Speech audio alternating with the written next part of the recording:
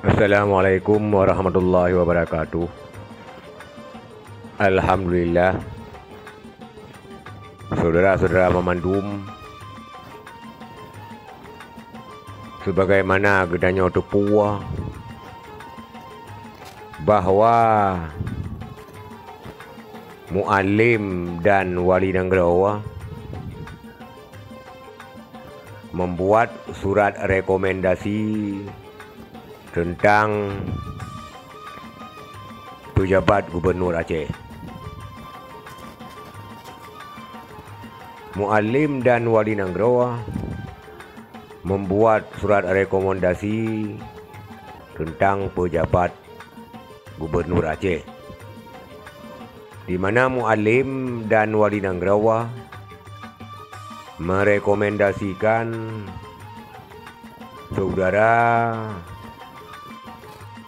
Safrizal ZA untuk menjadi pejabat gubernur Aceh, di mana Safrizal ZA tersebut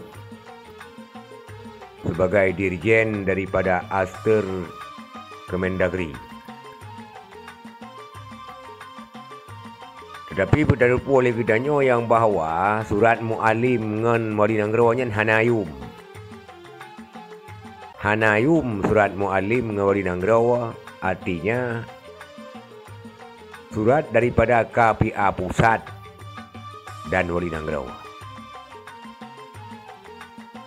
Karena pada akhirnya Presiden Jokowi menunjuk Bapak Maijen TNI Ahmad Marzuki sebagai pejabat gubernur Aceh yang sudah dilantik di gedung DPRA. Di mana harus kita ketahui sebenarnya lembaga wali negara wanyongan KPA-nya di Aceh saga yang maka dianggap tidaklah sakti secara nasional. Karena lembaga yang lebih sakti yaitu DPRA, di mana DPRA mengusul heronan urang yaitu Indra Iskandar, Sekjen DPR RI Safrizal ZA, Dirjen Aster Kemendagri, dan Maijen TNI Ahmad Marzuki.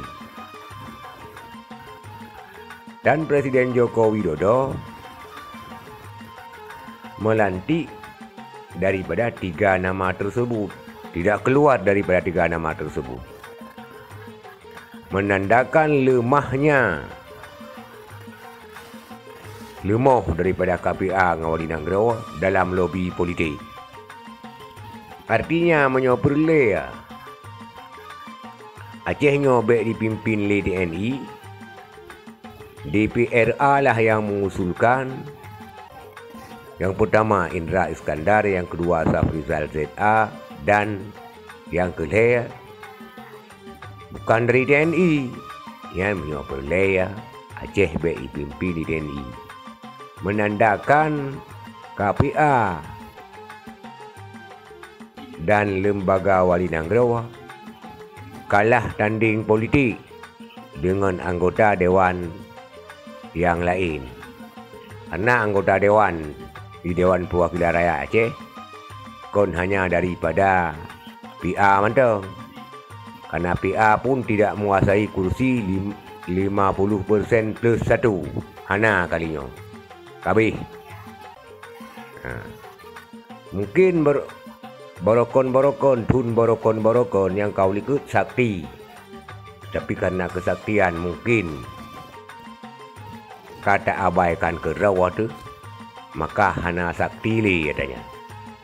Maka menyopulai sesuai dengan aspirasi daripada rakyat Aceh